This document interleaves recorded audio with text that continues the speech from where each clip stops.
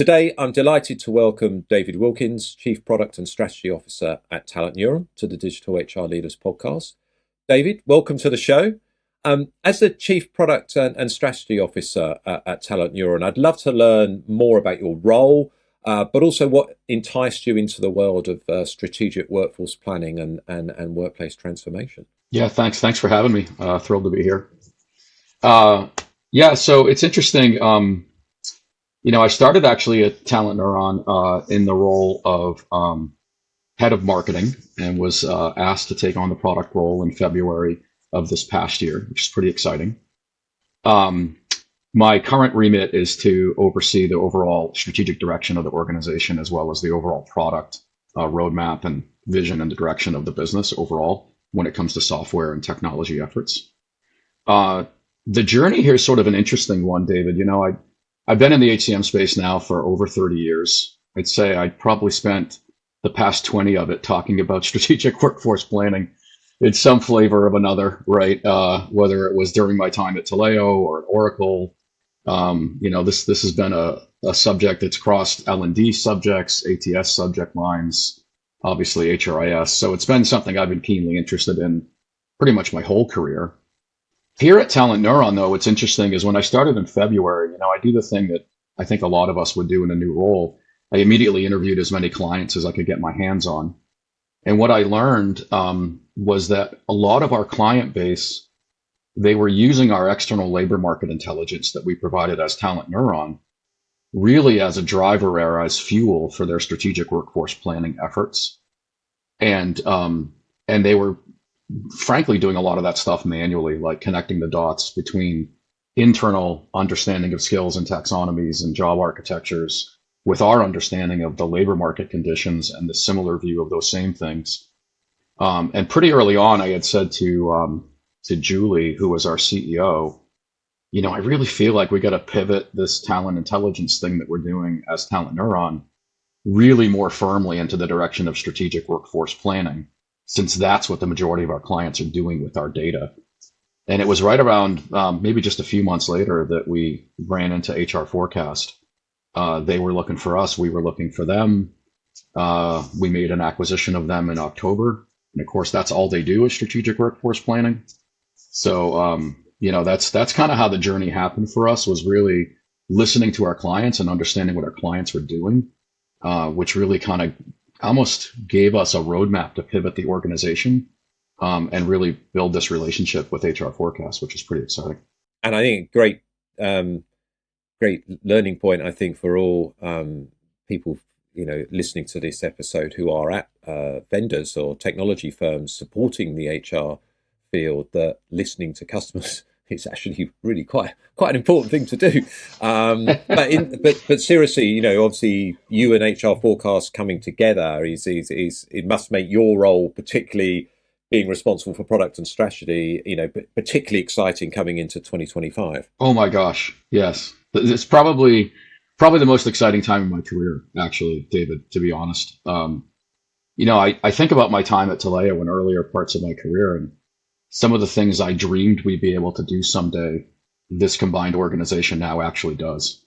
AI powered, taxonomy creation, the ability to, ingest and distill like really big data, like global data sets, and then discern from that signal and intelligence and insight to drive company decision making. Yeah, it's pretty crazy. And I think, when you think about the merger of these two organizations, it's an unusual situation. And often when you bring companies together, there's a lot of overlapping stuff that you have to really think through. Well, how are we going to deprecate that, or, merge these things together? And in some ways, this is a very, very complementary merger in that we've always come at it from the standpoint of external labor market data as our primary win: supply, demand, cost, understanding of competitors, what competitors are up to, right? They have this ability to ingest all of your internal data and then distill that through job architecture analysis and skills analysis and things like that. But then also to help with demand planning and figuring out where, you need to think about talent investment in the future to match to your company objectives. And then they have other interesting tech like a talent marketplace that sits on top of your LMS and distills the courseware into the skills so that you can do personalized learning journeys that then help you with the build. And we have stuff that help you with the buy with our hiring analysis module with talent calibration. So it's really interesting because now we have like this sort of end-to-end capability, David, where we can say, what's going on in the market? Where do you think you need to go? What talent do you already have? What are you going to need down the road against your future needs? Then through our location planning and hiring analysis tools, we can help you with the buy. Through their talent marketplace tools, they can help you with the build. And then there's some automation prediction kind of technologies as well, can also identify where things are going to get automated. So it's moving companies beyond just the understanding and the planning into like, how do I actually go do it? And that to me that's a fascinating place to live, to sort of have this end-to-end sort of story. So yeah, if you can't tell, I'm pretty excited. Well, and actually, it's an exciting juncture, I think, for strategic workforce planning. I mean, you said you've been working in this field for a long time, and strategic workforce planning is obviously a topic you know well, both prior to and since being at TalentNeuron. And it's definitely one of the top topics of discussion among HR and people analytics professionals, has been for a number of time. But we see things like the Gartner 2025 HR priorities. We see the BCG report last year. Strategic workforce planning is a top 3 priority for CHROs, and it's not just CHROs. It's beyond that. It's business leaders and CEOs as well. Why do you think this topic, strategic workforce planning, is so critical for organizations now, today in 2025? Yeah, it's a question I put a lot of thought on, actually. And it's funny, because I just recently came across something that PwC did last year. They did a whole study on resilience. And they found that they surveyed something like 1,800 business leaders. 96% of them had experienced some sort of crisis-related business disruption in the last couple of years, and 76% said that it had a medium to high impact on their business. And it struck me that I haven't seen much of that quantified before, but I feel it. I think you probably feel it. I think we all, as business leaders, have felt like there's a faster pace of disruption.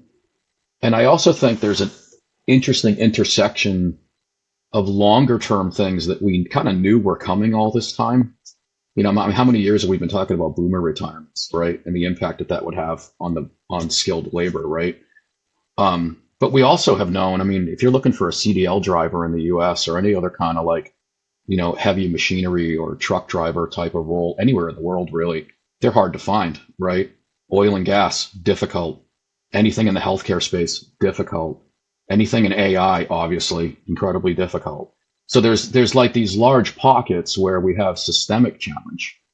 And then we've had these acute things pop up seemingly with greater frequency: war, pandemic, supply chain disruption, social unrest, Silicon Valley Bank collapses, inflationary pressures. Now Trump is talking about tariffs. Companies are trying to plan for that. So I think we've always needed to do a better job at this, just for the sake of, better business planning.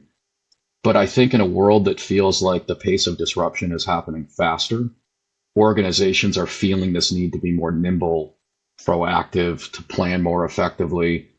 And I think that starts with having a new mindset about SWP, which is that it's always on, and that it's a constant thing, that the business just needs to build this muscle and just get good at it.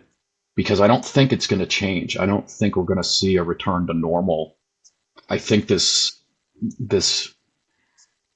volatility, maybe, in the way that we experience, the absence of a steady state, I think is the new normal. And I think organizations are starting to see that as a reality, and therefore investing more in this area. That's my sense of it. But I'd be curious, what do you think causes it? I'd be curious because it's an interesting question, right? It is, and we could probably do a whole episode just on this. But briefly, I guess that just bouncing off what you're saying, really, transformation is continuous now.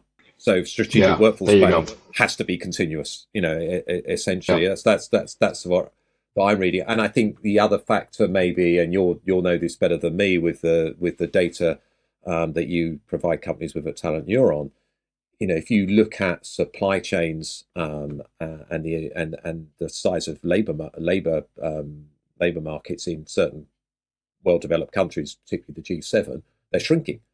Partly, I Yes. think, because you talked about the boomer retirement, but there's just going to be less people in the labor market, which arguably, despite what we hear in politics, we won't go into politics because this is definitely not podcast about politics. But we hear that all the complaints about migration.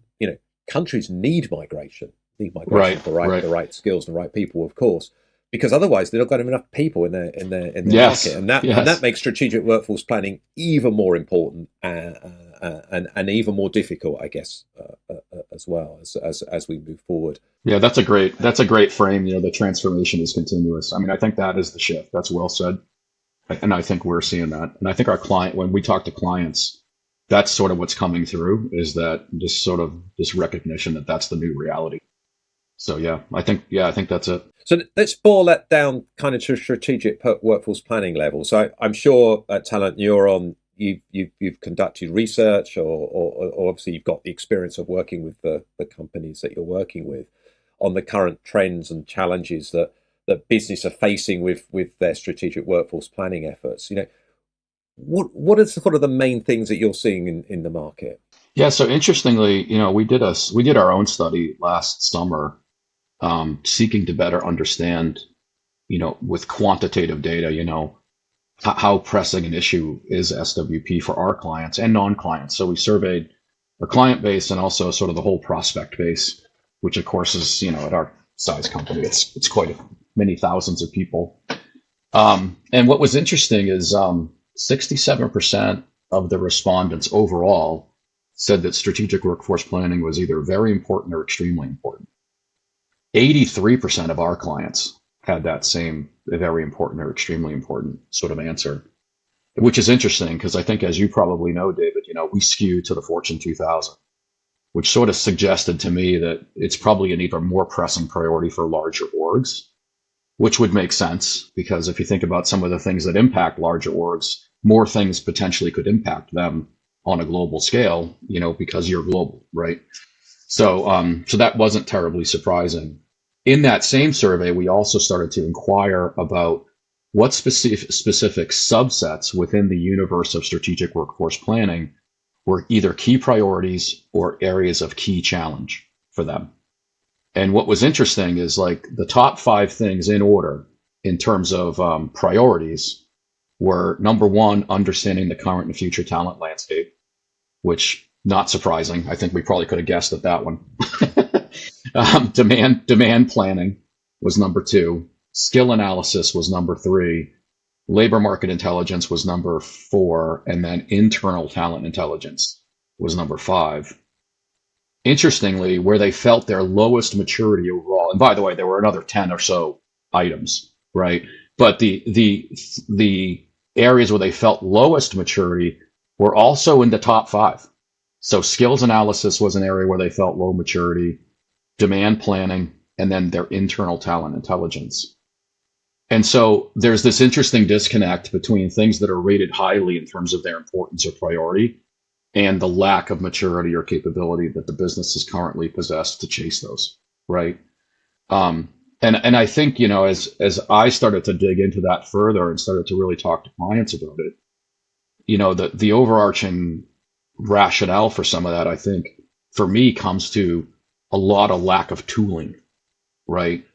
What's come through loud and clear this year is that, the vast majority of strategic workforce planning as we think about it today, from what I can tell, is happening in Excel or Power BI, right? And there's a lot of manual manipulation and manual marrying of external frameworks, internal frameworks, external taxonomies, external job architect, internal, to try to get to a sense of what's going on between my internal state, what's available to me externally, and then how do I adjudicate the delta and begin to put a formative plan together that makes sense.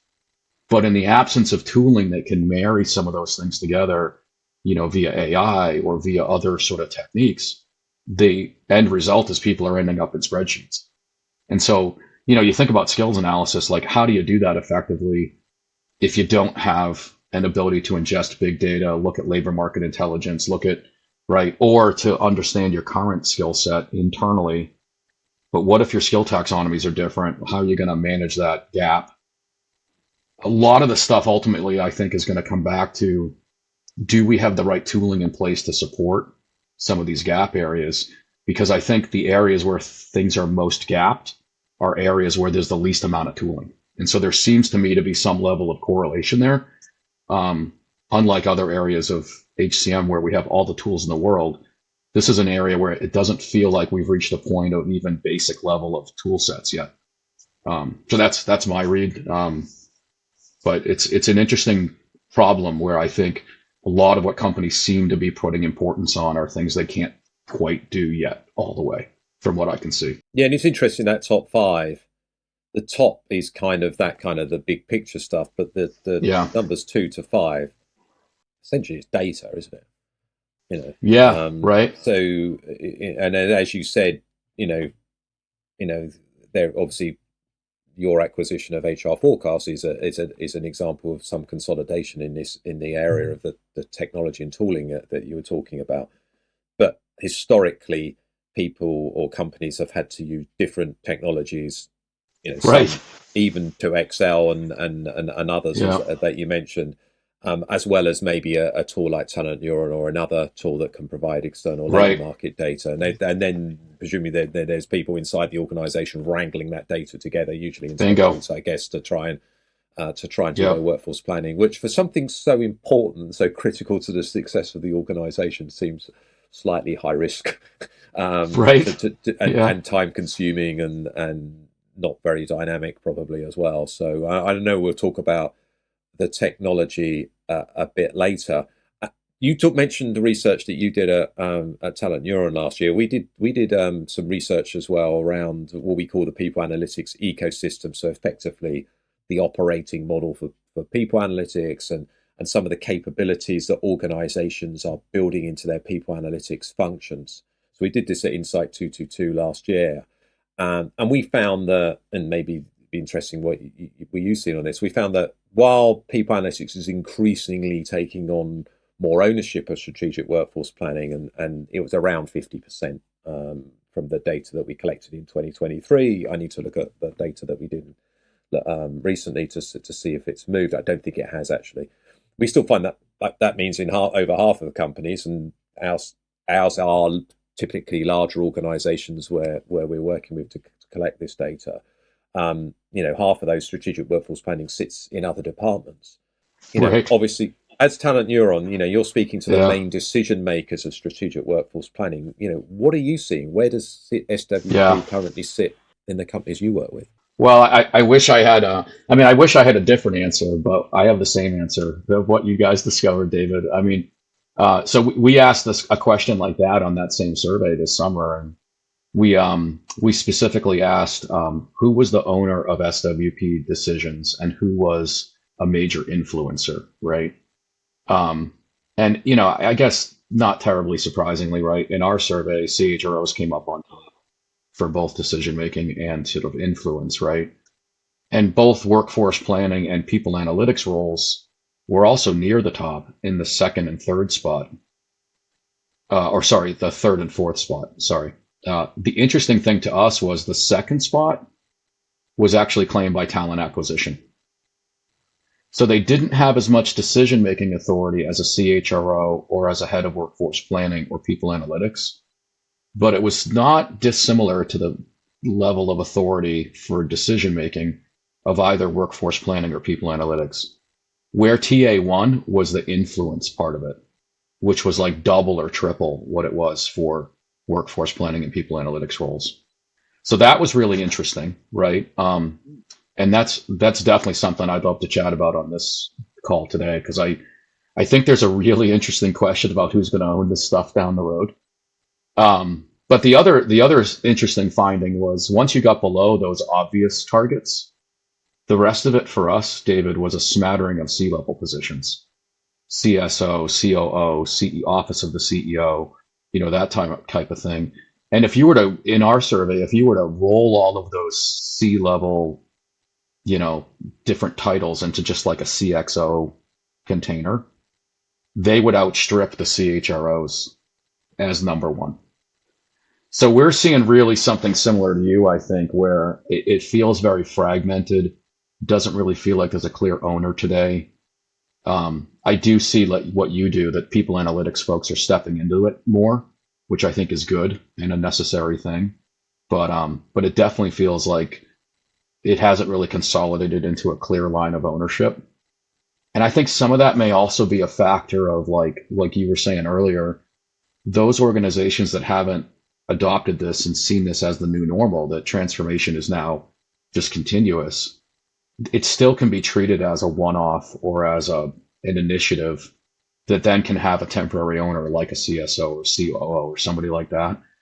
Whereas I think if it's going to be sustained and an ongoing sort of muscle in the business, you know, there it needs to be a CHRO or head of strategic workforce plan or head of people analytics, somebody who's got the remit, because there's too many moving parts and there's too many intersecting elements to have it be a one-off and have it be handled well in that way, you know. But yeah, it's an interesting question. It's going to be, I think, watching the space evolve over the next couple of years. It'll be interesting to see who sort of comes up on top and takes ownership of all this. And of course, the reality is that you can't do it in isolation in HR, because clearly it's an exercise that needs to be done with the business. Yeah, exactly. You know, and you know, you could argue like most major people initiatives. But what I'm wondering, and again, maybe there's not one size fits all in this, because I guess it depends on the organization, but you talked about where this could go down the road. You know, who do you think, based on your experience and obviously TalentNeuron's experience, who do you think should be best positioned to own strategic workforce planning? You know, should or is, I guess, is an interesting verb choice, right? You know, let me start with is, and then I'll answer should. I actually think in the current state, TA probably has legitimately that finding that we had from our survey could be an interesting thing and is worth thinking more about.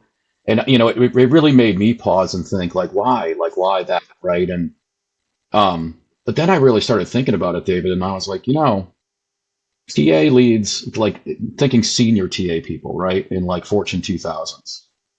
They have to understand system of systems architecture. They have to understand APIs.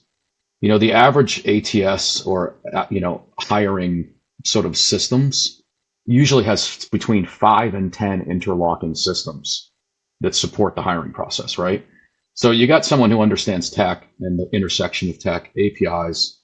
Increasingly, they're moving to skills-based hiring and therefore trying to understand the labor market data that drives skills-based hiring. They're often now involved in proactive planning for future talent through their talent pools and CRM initiatives. So they're already looking out about what their talent requirements of the business are going to be down the road. And they kind of have to, because labor market conditions, as we just discussed, are pretty tight. So if they're not ahead of it, then they're often going to be just smacked in the face with these requests they can't fill. They often now are starting at senior level, starting to own internal hiring mobility, internal mobility sort of strategies, because that's logically where it should sit. If you're going to fill an open role, why am I asking the hiring manager to go look for people inside? Why am I asking the employees? Why don't we just ask the TA leads who are trying to fill the darn role in the first place? Why don't they own that? That would be a much more effective use of that talent to staff the requirements of the role to fill the business with capability, and divorce ourselves from whether that's an internal fill or an external fill. Just get a butt in the seat, right? Fill the requirement. And if we think about it that way, it sort of gets interesting, right? In terms of what role they could play. And then, you know, I also think they're also typically the biggest budget holder outside of the core HRIS spend. So they understand how to spend money and where to spend it. And they have a pretty good understanding of data and data storytelling, because they have to in order to communicate with hiring managers and others, right? So, you know, I think there's a real interesting argument about like when and what role they should play in all of this. And then, of course, the second one is people analytics, right? And it's a similar level of argumentation, I think, David, right? Like data expertise, ability to pull together disparate data from different data sets, to normalize those, to do the analysis, to then tell the story of what the data is actually saying in a meaningful way back to the business and act as that translation matrix, between data acumen and business storytelling, right? Which is a difficult skill set. So I think they also are like, what I think would be really interesting to see is the ways in which they could partner, because people analytics leaders typically don't have the budget, and they typically don't experience as much of the direct day-to-day pain of the problem. It's almost to some extent a theoretical exercise for a people analytics lead. They're just trying to understand the data. For the head of TA sitting in that seat, it's a visceral day-to-day organic pain that I can't staff what I need to staff quick enough because we haven't been planful enough in right? And so I think there's a real interesting opportunity for those two folks to join forces and really become a sort of a dual head to drive this thing. One, from a very practical standpoint of like, we can't continue to hire the way we're hiring in a reactive fashion. We have to get ahead of this in a much more proactive way. And then how do I do that? Well, I get my people analytics buddy over here who has all this data that could inform the way we think about these things. And if we together started to drive strategic workforce planning at scale, it could transform both of their departments' lives in meaningful and practical ways, So I don't know the should, but I mean, I think that in my vision, I think that would be an interesting should. Like if they could come together, I think they have enough authority and clout between them and enough budget and enough data understanding that could be an interesting synergy that would make sense, I think. You could see that being a powerful partnership, particularly, and I guess the caveat would be that the talent acquisition function is not just looking at external hiring. So they're not just looking at the buy, they're looking at the build. And I know you probably then need a partnership with learning around the build as well. Yeah, totally. But yeah, I mean, that's quite interesting. Well, it's interesting too, David. I talked to Cummins, which is one of our clients, and Ford just recently, like in the last month.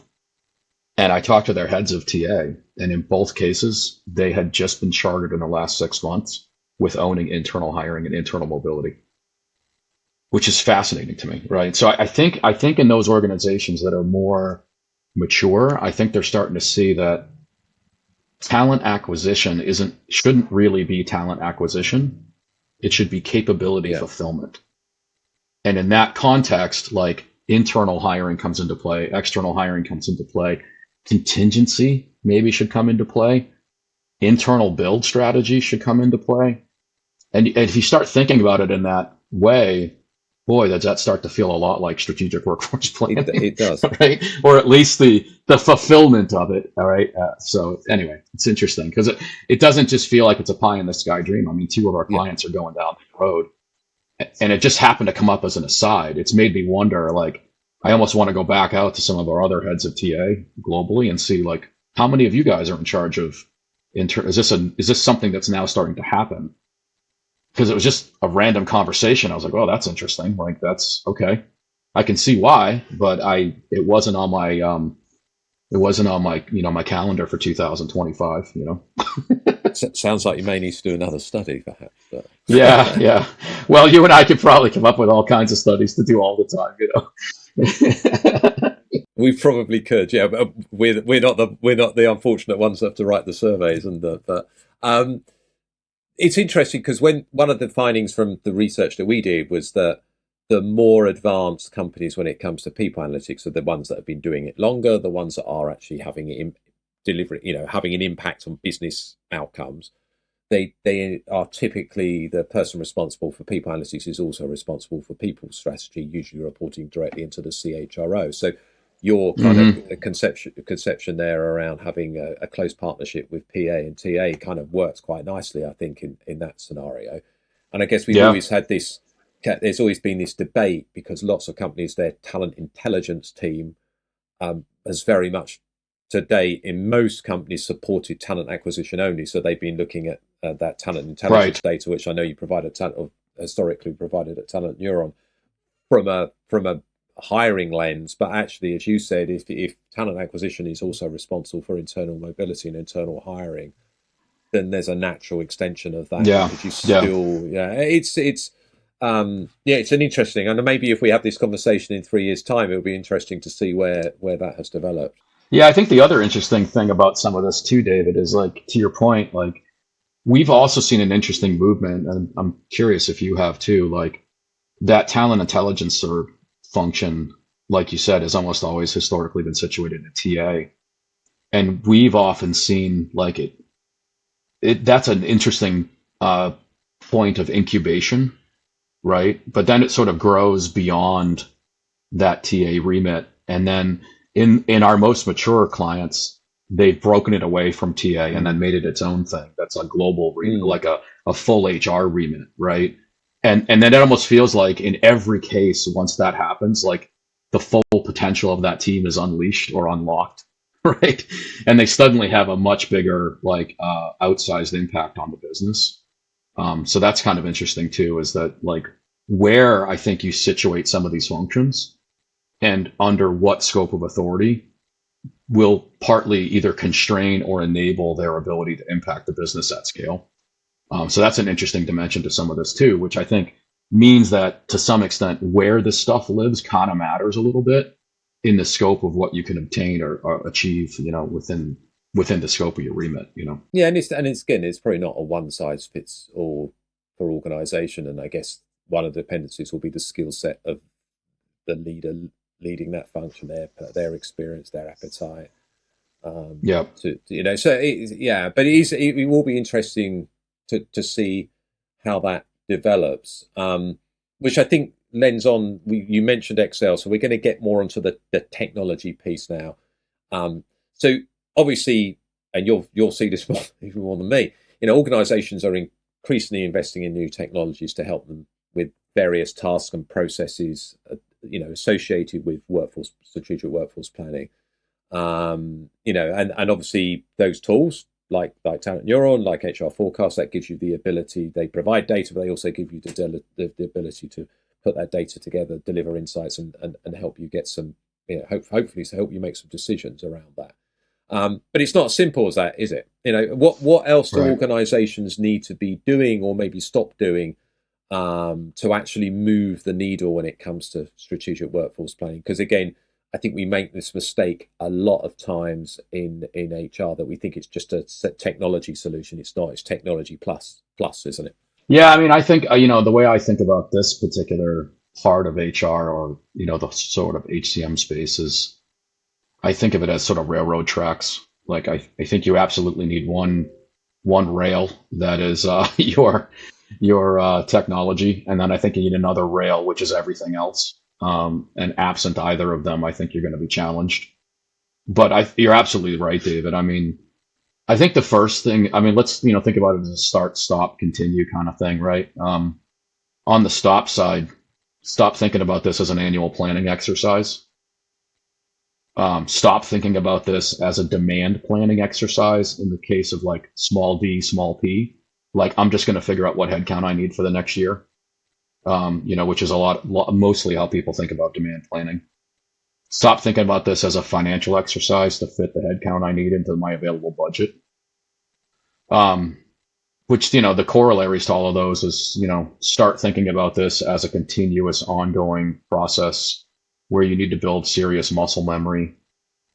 I was talking to uh, Telenor earlier today, and I was talking to Christian Englistad over there, and interestingly, he doesn't call this strategic workforce planning; he calls it workforce shaping, which I thought was really interesting. Yeah, it gets you away from Nice. that notion that you do the Like planning, that. you're done, right? It's shaping is something you do all the time. We've been using the language of workforce transformation for the same reason. That like transformation is continuous. You should always be doing it. Like it's just should be part of who you are as a business. So that's an important thing. I think the other is to just embrace a state of agility and, to have a cultural mindset that the business, to your point earlier, is in a continuous state of change. And we therefore need to continuously monitor where we're at and evolve and change and inflect and constantly sort of iterate where we're going and what we're up to. I think the other big thing that I've seen is like, I think organizations need to get to a place where this is a cultural and systemic norm. Like, and I know you've seen this too, but like sometimes you get a really strong champion who's in a department, the one that really thinks about strategic workforce planning, and then they leave the organization or they get transferred to a new group and all the stuff that was in flight just goes away because it's centered on that individual as a hero rather than being inculcated into the business as systems and processes and established norms of how the work gets planned for. So I think some of those things are really critical. And I think the other thing, which I've been railing against my entire career, is we gotta get really serious about breaking down the silos between L&D and talent acquisition and performance and comp and all of those different groups. I sometimes jokingly say that like HR is a little bit like light. You can measure light as a waveform or as particles. And it really, like we're ultimately trying to do is make sure the business has the talent it needs to achieve its business objectives. I mean, fundamentally, right? And yet we break it down, like once we observe it, we break it down into particles. And now there's a this thing, and there's a this thing, and there's a this thing. And they no longer like live in that superposition where they can inform each other and exist simultaneously in multiple ways. They just become hardened into what they are. And, I think about, yeah. Yeah, I was just going to say, I think like, if you're looking to hire people and there aren't enough people in the market, but you can find 50 or 60 or 70% of what you need, then why are you not partnering up with your L&D team to figure out how you build a training program to like bring in the rest of the gap, right? Like that should just be part of our DNA.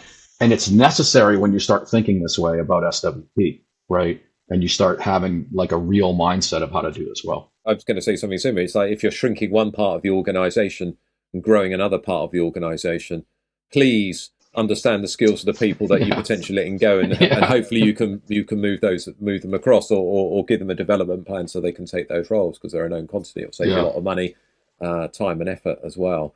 And actually, exactly. I think the other point I was going to make was obviously you described those classic verticals that we have in HR. Those verticals only really work effectively if you've got the horizontals joining them all together. And I think workforce planning is clearly one of those. Data's another. We see it with people analytics exactly the same.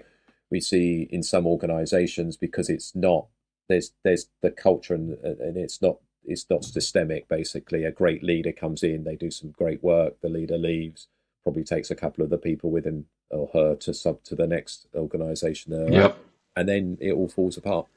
So you've got to make it systemic, haven't you? So really interesting actually. And then actually a couple of things that you mentioned there, not just seeing it as a financial exercise, but I guess also recognizing that if you want to do this effectively, you have to have a strong partnership with finance. Yes. Totally. Yeah. And again, I think there. And I like the framing of workforce transformation or workforce shaping. I think that's really nice. Maybe looking at it from a data perspective. So maybe two elements to this question, David. Again, for those listeners who are thinking of maybe investing more time and effort into their strategic workforce planning or workforce transformation. There we are this year.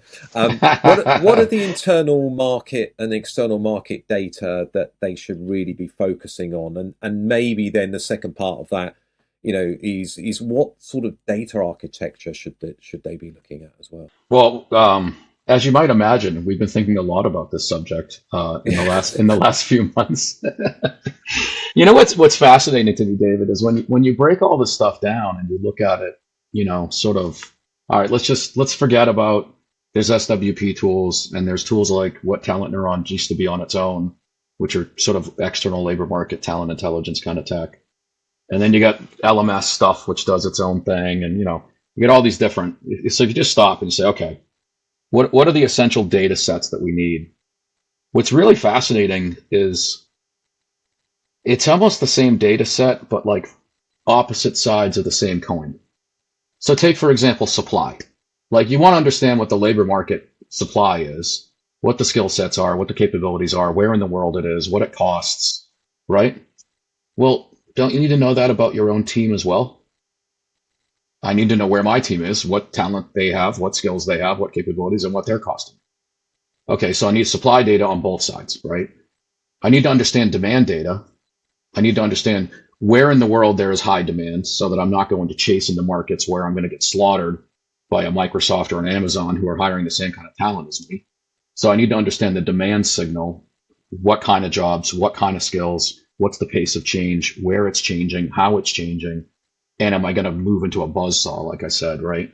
But I also need to know my own demand against where I'm trying to go as a business and what capabilities I'm going to require.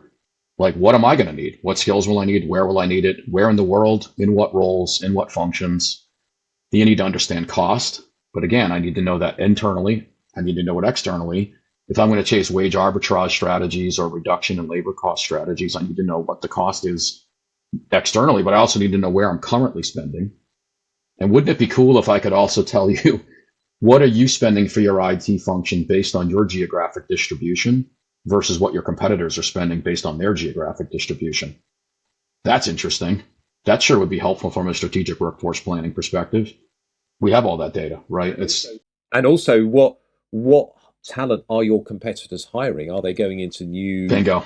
new areas? And suddenly Yes. you can probably the earliest indication you're going to get about that is who they're hiring. Bingo. Yeah, are they hiring different kinds of people? Are they hiring different kinds of skills? Are they hiring in different parts of the world? Is the pace of hiring changing for a given role in a given place for a given set of skills? I mean, all of that is like super rich competitive intel that, if mined properly, can give you all sorts of sort of interesting insights, right? Skills is the other big area. Again, I need to know, how are skills evolving in the market? What skills are no longer being asked for that are assumed to be present or no longer in demand? What skills are now highly in demand or are growing? But then what do I have? And how do my current skill sets match against what that is, but also against what my demand signal suggests, right? So I think what's really, it's a long-winded answer, but I think what's really fascinating is, like, when you start really peeling it all back, what you realize is you actually need almost the exact same data from an internal perspective and an external perspective, which then leads to the job architecture and methods and models question. If I'm going to evaluate a candidate for external hire based on the job profile and the required skills and the required experience and everything else, and I'm going to do a match score or something like that to say, yeah, these people are a good match for this, right? Shouldn't I use that exact same algorithm on my internal team? That way there's no bias and I'm effectively looking at people the same way across the whole thing, right? If I'm looking at, like, the availability of talent or, my requirements, shouldn't I be using the same kind of algorithm when I look at the role and I look at what typical expectations are for what's in it? Shouldn't I be applying that internally and externally? So we're coming rapidly to a place where, in our data architecture and the way we're thinking about this stuff, David, we're really trying to come at it and say, for as many of these things as possible, it should probably be the same algorithms and the same methods and the same models that are applied internally as we're applying to the external market to ensure consistency in the way we're doing the eval. So when that problem that comes up today, when I'm doing my internal taxonomy and my external one, did I get it right? Did I map it right? Did I marry this? Did I take this plug and put it in the right spot and this one put it in the right spot? And let's take that all off the table and just say, we're going to have a shared taxonomy for skills, a shared taxonomy for job architecture, a shared way to evaluate degree of fit of people against that, and then build out a shared data architecture and a shared set of methods and models so that we're looking at all of that stuff the same way and taking away all of that pain of having to, like, go from this system to this system and their version to this version. Just take it off the table and just do it all behind the scenes. So that's where our heads are at in terms of, like, reducing the complexity of all of this, is just to kind of bring it back to foundational pieces and forget about whether it's internal or external and just look at it the same way. And in the process, I think we can dramatically simplify a lot of how we do this and unlock the power of AI and, machine learning techniques and things like that, because we don't have to then do this Rosetta Stone thing of marrying the different taxonomies together. we would just come at it with a shared framework. Yeah, and that probably leads then nicely to the next question, David. You know, please add anything around maybe AI and machine learning as well that you're starting to see maybe in this area to this. Um, so let's say you have the right tools and the right data architecture in place. What are some of the other challenges you find that companies will face in ultimately executing their strategies? You talked about some of these, I think. What you should stop, and what you should start. Yeah, the only one we haven't talked about that I see everybody stumbling on is they always start too big. They think like there's this daunting sense, David, which I'm sure you've seen a million times of like, we're going to do SWP for the whole company. And you're like, no, you're a 150,000 person global company. Don't do that. That's crazy. Like pick a very small business unit with a very strong champion and like build your muscle memory, like build your capabilities. Like, you're going to fail a little bit here and there. It's not going to go well, but, find the right champion, find the right project where you can have an impact. The other thing we recommend, you don't have to start with a whole SWP project. Start by doing like a job architecture analysis or a, automation prediction assessment, and just understand what that means and how would that inform your SWP strategy, right? So, that's the only other thing I add on to the other things we've said is like, just be really thoughtful about what your starting point is and give yourself some grace and some breathing room to learn and grow. And because if you're successful, word of mouth will go, and then you'll be doing another project, and next thing you know, you're doing all of North America, and the next thing you know, you're working on an entire division of a company, right?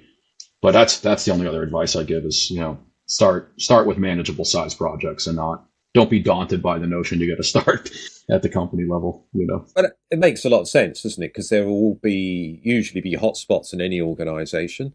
Exactly. If you're not a technology company, but you've got a technology team, and as you said, you've got technology companies, big names like Microsoft, Amazon, Google, whatever, potentially trying to target the same people. Not only is it difficult for hiring, it's difficult to retain good people as well. So it might be that your strategic workforce planning, that might be a good place to start for that type of organization. If you're a pharmaceutical company, it might be your R&D function, Exactly. Exactly. If it's something that depends heavily on sales, it might be your sales function, whatever, or something like that in a particular location. As you said, it doesn't necessarily have to be the whole sales function. It could be you're growing in China, for example. So you might specifically want to look at that. So yeah, that makes a lot of sense. And I think certainly we've had quite a lot of episodes recently around companies moving to a more skills-based approach, which is essentially an element, arguably an element of strategic workforce planning anyway. Yeah, totally. And actually, I think the learning from the companies that seem to be doing this well is exactly that. Don't try and do it across the whole organization, certainly not straight away. Pick somewhere where you can have some impact, as you said, where you've got a supportive stakeholder that's got a problem they want to solve effectively. And then move out from there. Yeah, exactly. Because it just makes sense, doesn't it? So so David, before we head to the question of the series, what are the skills and characteristics that you believe organizations need to invest in to drive success in workforce transformation and strategic workforce planning? I think there are two critical things, right? I think organizations that are not inherently agile and willing to that just are able and willing to embrace continuous change is a necessary component of this. Because, depending on what your workforce transformation requires, I mean, that could be rethinking your buy strategy, rethinking a build strategy, could be org redesign, could be job redesign. I mean, there's pretty hairy things in there that, organizations have to have a willingness to, really sit down and be willing to make change. I think the other big thing is organizations that are not comfortable with uncertainty in making decisions based on probabilities. I think that can be challenging. I mean, I think you probably have seen some of the same orgs I have over your career where they have to know every nth level of detail in order to make a decision, and that's not this, right? It's more probabilistic and directional, and sort of getting comfortable with the notion that we're really sure we need to head north. I can't tell you yet whether we're going to, Toronto or Quebec, right? But I'm heading north from Florida. And at some point, I'm going to hit Canada. And along the way, somewhere between here and there, I'll figure out if I'm going to Quebec or Toronto. I know it's north, though, right?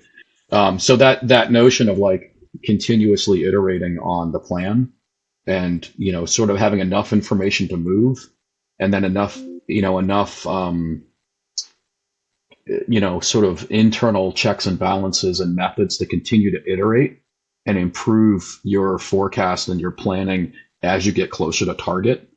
Like, I think that's not a skill a lot of orgs have.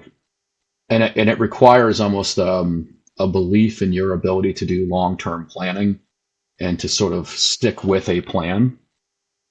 I think it's one of the reasons, frankly, European companies are ahead on this issue versus many North American companies.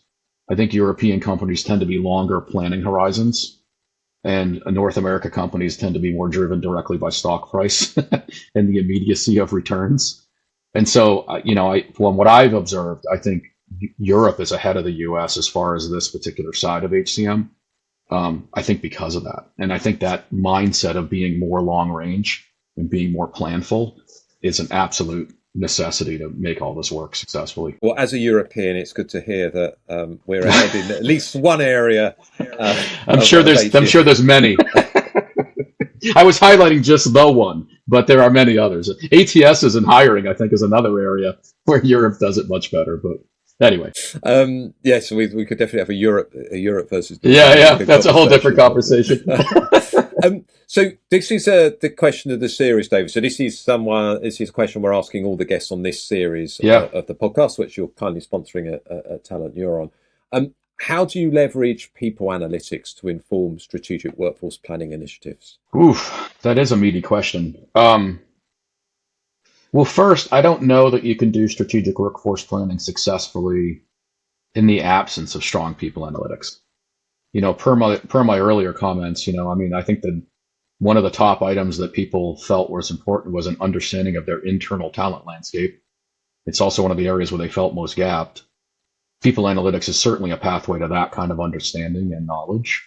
And it's also going to be necessary for other componentry of your SWP, understanding your DEI characteristics, understanding your age demographics, who's aging out, what does attrition look like? Is attrition different in different market segments? Is it different in different kinds of job families? I mean, all of those kind of like essential data points are, in my view, in the remit of people analytics. So in the absence of that kind of understanding and knowledge, like I don't know how you can drive an effective strategic workforce planning initiative. I do think an interesting, sort of analogy here, though, is worthwhile. I was sharing with David Perring a couple weeks ago. Like, I have this weird notion in how I describe the HCM space, David, and like I will sometimes say, we've all gotten really good at understanding the characteristics of the car.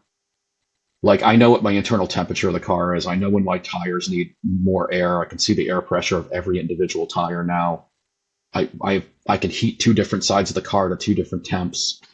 I know when I need to change my oil, my transmission fluid. Like, I know my gas mileage on average. We've gotten really good at sort of tooling the vehicle. But it wasn't really until fairly recently that we got really good at helping the vehicle do what it's meant to do, which is to go from A to B. The purpose of the vehicle is to move you from where you are to where you're going to go. And nothing other than the operation of the vehicle at a fundamental level is informed by all of those previous metrics. What does inform my A to B is a GPS. And especially a modern GPS that can also give me different routes, tell me when there's an accident, tell me when there's a slowdown, tell me whether I want to pay more or travel faster, whether I'm going to go through tolls or not, right? Like, and I think we need to marry together all the things that people analytics has historically done, which is get really good about how my car is doing with how do I get my car from A to B, right? And I think expanding the remit of people analytics to include not just how my car is functioning, but what are the road conditions? Is there an accident up ahead? Are there alternate routes I can chase? What's it going to cost me to take the route that I'm about to be on? right? Like that kind of intelligence folded into people analytics as we think about it today, I think suddenly is that lighter fuel or that gas on the fire for that SWP stuff. So that to me is like the how we bring that together in a meaningful way, you know? Yeah, I suppose it's moving. Initially everyone was talking about okay, we've got to move from data to insight. Now we've got to move from insight to outcomes. And Yes. maybe by combining the two together that we can do that. And actually, interesting. You mentioned obviously that it was low maturity was the internal talent intelligence, and obviously a Yeah. lot of that's going to come from effective people analytics. I guess it'll be interesting that of those companies that responded, those that have an effective people analytics function that's either maybe responsible for or a strategic partner in strategic workforce planning in those organizations, what's the gap there compared to those where it isn't? Yeah. And I guess that would be a fascinating insight to learn more. And I guess you work with many organizations at TalentNeuron, and I'm guessing that in many of those companies your key customer is the head of people analytics, and it sounds like Yes. the head Yep. of TA is another, and maybe the CHRO is another. So I guess you can see in the companies that you have those strong relationships with, those that are actually really good at strategic workforce planning, you can see if there's a correlation between Yeah. the level of involvement of people analytics, I guess. Yep. Yeah. I can say with certainty. I mean, those organizations that are furthest along in their SWB journey uniformly have really strong people analytics. And in most cases, they've broken out their talent intelligence from TA to be independent and either part of people analytics or as a combined thing, they've merged the two into some hybrid something, right? But yeah, that's spot on. And what's interesting too is the most interesting orgs are ones who've started to broker that relationship I was starting to describe, where the people analytics and SWP leads are partnering with the TA leads, and they're collectively tackling this stuff, right? But yeah, dude, it's I think it's fascinating. I think the next couple of years are going to be really interesting for folks like you and I getting to talk to the market and see how this evolves. It's going to be. I don't know about you, but I haven't seen anything quite like this, in at least in my last 20 or so years. Where I think there's more excitement about getting this right and real investment in teams trying to build this stuff. Maybe more so than I've seen really in quite a while, actually. The closest analog might have been when there's a lot of buzz around CRMs and passive candidate recruiting. That was everywhere all at once. And then it became a thing. Prior to that, it might have been the emergence of ATS and LMS technologies at scale.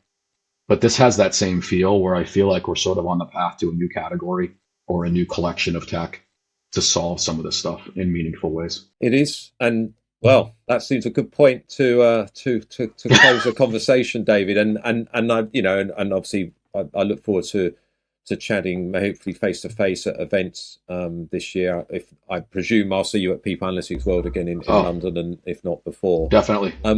Thank you so much for being a guest on the show. Really enjoyed the conversation. Before we part, can you let listeners know how they can keep in touch with you and follow all the great work that you're doing at TalentNeuron? And I don't know if you've fully integrated the HR Forecast branding yet, but if there's two places that people should look, then please let us know. Yeah, so fortunately, we're on the path to integration. We're not all the way done, but I'll give you the one URL to go to. That would be talentneuron.com. So that's nice and easy. And you can get to all of us that way, all the former HRF stuff and us. For me personally, it's simple. I'm just D Wilkins NH at LinkedIn.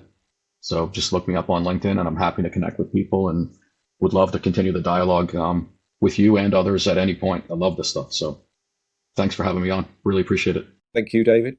And as I said, look forward to seeing you in person in a not too distant future. Sounds good. Thank you. Take care. In this series, we will be speaking to a range of senior leaders who are pushing a data-driven and digital HR agenda. Make sure that you subscribe via your podcast app of choice and also via our YouTube channel for free and regular interviews with the digital HR leaders of the future.